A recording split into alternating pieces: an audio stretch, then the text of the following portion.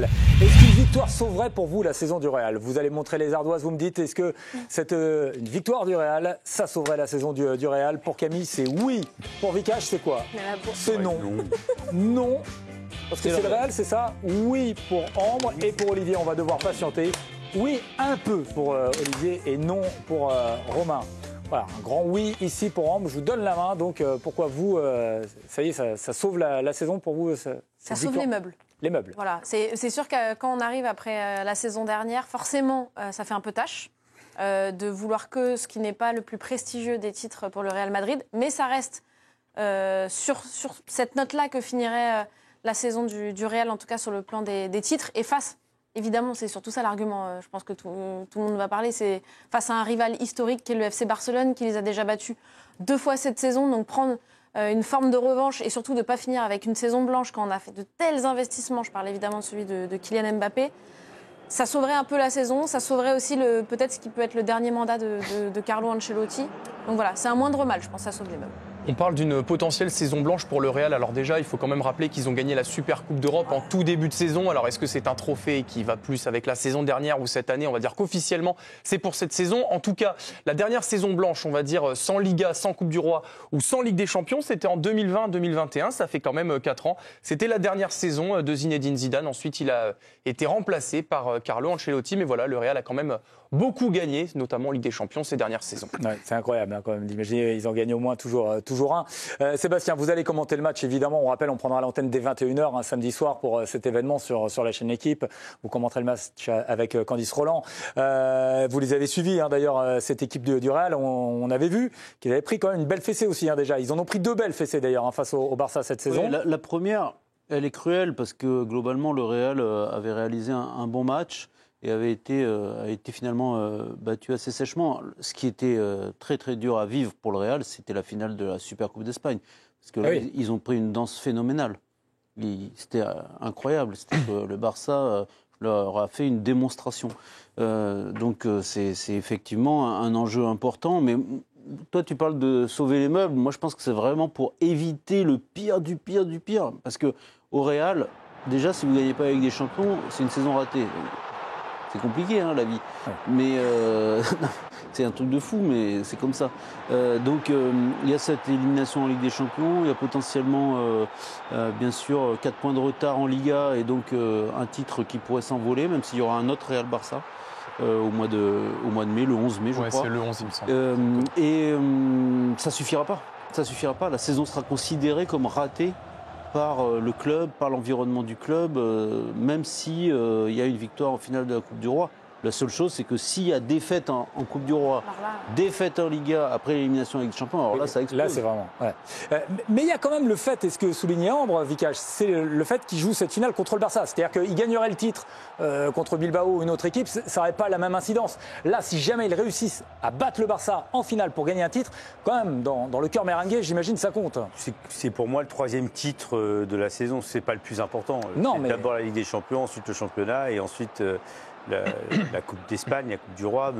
Pour moi, oui, ça viendra un peu compenser, mais ça ne sera pas suffisant. Et puis, moi, je trouve que le style du Real cette année, il n'est pas génial, c'est pas sympa à regarder.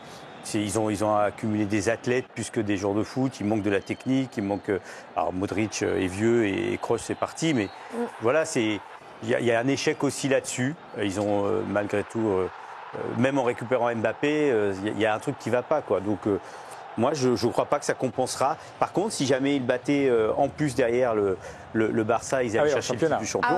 Là, ça change tout. Oui, il faut qu'ils renversent le championnat. La Coupe plus le championnat, ça change tout. Pour moi, la Coupe, c'est pas assez important. On rappelle que Lewandowski ne jouera pas, hein, normalement, c'est cette finale pour le Barça. Olivier, vous, le Real, est-ce que vous êtes comme Vikash? Vous les trouvez décevants ou au contraire, là, sur cette fin de saison, vous pensez qu'ils peuvent peut-être renverser la tendance? Non, le Real est hyper décevant. Tu parlais de la rouste en finale de la Super Coupe d'Espagne. Mais c'est depuis les souffleurs, vite les souffleurs. Parce que là, s'il faut faire toutes les phrases. Mais je vais parler on s'aperçoit quand même que c'est à ce moment-là que le Real est parti complètement en déconfiture. Après, ça a été mauvais, tout ce qui était derrière. on a le sentiment qu'il n'y a pas d'équipe, on a le sentiment qu'on s'ennuie. Alors moi, je mets un peu oui, parce que en fait, pour toutes les raisons qui ont été expliquées, c'est vrai que ça leur ferait un tout petit peu de bien parce que c'est gagné contre le Barça. Mais au fond de moi-même, j'y crois pas. Vous croyez qu'ils ne gagneront pas, de toute façon? Non, mais je crois pas du tout. Mais je crois qu'ils seront incapables de revenir pour le titre de premier. Ils seront incapables de gagner samedi soir. Je les vois pas du tout. Comment voulez-vous percevoir? On n'a pas d'équipe, il n'y a rien. C'est incroyable. Hier soir, on les a regardés un petit peu, mais tu t'ennuies. Il se passe plus rien. Équipe très remaniée hier pour la défense du Real, équipe très remaniée. Mais il se passe plus rien. Tu te rends compte que le seul truc, le seul moment où j'ai un peu apprécié, c'est le but de Güler. Il est fabuleux. Hein, son truc, pied gauche, la frappe, elle est magnifique. Mais il n'y a que ça. Le reste, on s'ennuie, il se passe rien. Ce qui est fou de ce que tu dis c'est plus possible qu'ils renversent, alors qu'avant, c'était peut-être la marque de fabrique des merengues, en fait, d'être capable d'être porté par une force invisible, par leur public, par on ne sait quoi, par Benzema, souvent aussi, c'est vrai, qui arrivait à distiller dans cette équipe quelque chose. Il y avait un espèce un supplément d'âme qu'il n'y avait que le Real Madrid qui pouvait avoir. L'exemple, c'est le retour d'Arsenal. Ouais. Voilà, c'est clair. Moi, je croyais vraiment que le Real pouvait renverser la vapeur. On pensait tous que le Real était capable de faire quelque chose de supplémentaire, de beaucoup plus grand. Et elle est habitée par autre chose. Mais malheureusement, ils ne le font pas. Ils ne le font plus, ils ne le font pas. Mais c'est pas juste parce qu'il n'y a plus d'âme. Non, mais il y a un parce que l'équipe est déséquilibrée. Non, mais d'accord, mais quand même. Quand tu vois Bellingham, tu as le sentiment qu'à un moment, il en a marre. Tu sens qu'il leur dit, bon les gars, j'en ai marre de courir pour vous, j'en peux plus. Il l'a signifié à Vinicius. Tu sens énervé, oui, non mais tu sens énervé, c'est ça qui est terrible. Le truc de l'histoire, de l'âme, ils l'auront toujours. À chaque fois qu'ils perdent, on pense que c'est un nouveau cycle qui arrive, les joueurs sont trop vieux, il faut tout changer, mais ça revient régulièrement. Ils regagneront dans quelques années, même peut-être l'an prochain. Ils se reconstruisent très très vite, eux. Ils sont capables d'enchaîner, mais je pense qu'il manque quand même beaucoup de technique au niveau du milieu de terrain. Alors allez-y Olivier. Non mais juste, alors l'âme, j'en sais rien. Moi, c'est l'état d'esprit. Alors c'est peut-être employer le mauvais mot, mais quand même, le problème du Real, quand tu regardes bien cette équipe, même si Carvajal reviendra, je ne sais pas s'il reviendra pour la fin de saison, la saison prochaine, mais c'est une sacrée reconstruction quand même. Parce que défensivement, jeune, hein. Il faut bien. Oui, mais défensivement, il faut bien reconnaître quand même que c'est quand même pas bon. Ouais, il y a du matos, mais sur le papier, il y a du matos. Ah bon? Non, mais sur le papier, si tu prends individuellement, tout leur je suis d'accord, centre t'as blessé à un moment.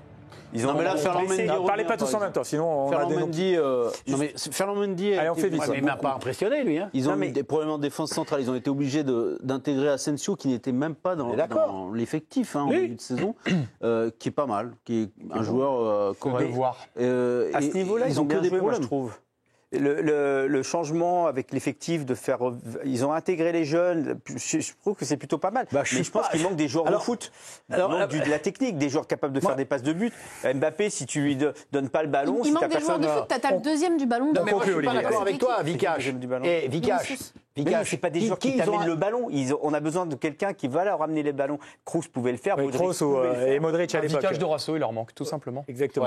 Tu peux mettre des athlètes à un moment sur le terrain. Oui, mais Vikash, moi je trouve pas qu'ils aient mis tant de jeunes que cela. Kamavinga est jeune, Tchouaméni est jeune, Asensio est jeune. Mais eux, ils ont déjà un vécu. Les trois de devant sont déjà jeunes. Quelque chose. Les trois devant sont très jeunes. Ah oui, les quatre avec Hendrick. C'est pas ce que j'appelle. Olivier, par rapport à votre pronostic sur la finale, on rappelle, ça sera vendredi soir, 21h sur la chaîne Équipe, donc samedi soir, pardon, je dis vendredi, J-2, donc c'est samedi soir évidemment pour ce classico entre le Real et le Barça. Vous sentez bien le Barça, parce que le Barça en plus, je crois, Camille, a son atout maître pour faire la différence. Il s'appelle Hansi Flick, on le sait tous, dans le foot moderne, à tort ou à raison, on mesure parfois la qualité d'un entraîneur au nombre de trophées qu'il remporte. Eh bien, ce petit jeu-là, on peut dire qu'il est très très bien placé, Hansi Flick. 6 finales, et 6 titres en poche. Un bilan parfait pour le stratège allemand, comme le souligne aujourd'hui la presse espagnole. À ce sujet, sa nouvelle aventure a bien débuté avec le Barça. Sébastien en parlait justement en janvier dernier. Son équipe remporte la Super Coupe d'Espagne en Arabie Saoudite après avoir collé un joli 5-2 au Madrilène.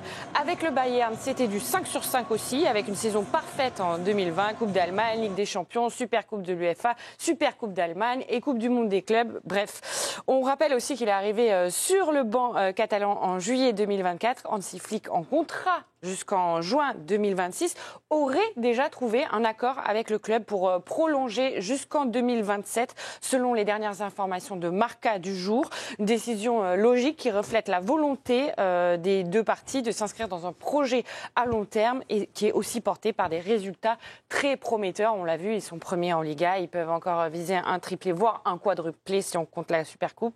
Bref, premier élément de réponse samedi soir à partir de 21h pour l'avant-match. Il pourrait avoir un trophée de plus, un 7e. Donc 6 finales, 6 victoires, hein, c'est ça. Il perd jamais les finales. Enfin, à un moment donné, Sébastien, les séries, c'est fait pour s'arrêter. Hein, vous le savez aussi. Et puis c'est drôle, rappeler la trajectoire d'Hansi Flick invite aussi à la modestie parce qu'il était totalement has-been après son passage en sélection allemande. Ça s'était mal passé, il n'était pas capable de faire ci, de faire ça.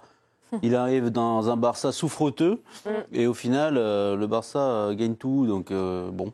Ils n'ont pas encore gagné samedi soir, je vous rappelle. Vous commenterez le match samedi. C'est pas encore fait. Pour l'instant, ils gagnent en tout cas.